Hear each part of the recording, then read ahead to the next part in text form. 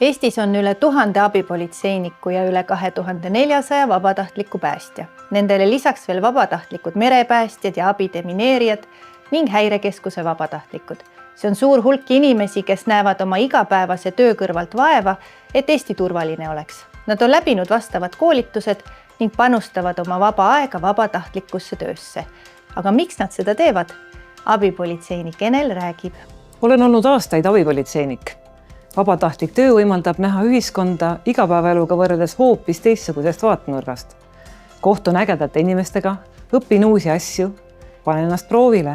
Meil saab vabatahtlikuna töötada abipolitseinikuna, päästjana või riigi infotelefonil. Töötame külg külje kõrval professionaalidega, nii argipäeval kui kriisisündmuste ajal, nii rõõmus kui mures. Vabatahtlik ei saa töö eest raha. Tasuks on rahulolu äratehtust, enda piiride katsetamine, rõõm koos tegemisest, samuti kaasajatelt saadav tänutunne. Kõige olulisem on teadmine, et oleme saanud kaasa aidata Eesti paremaks muutmisel.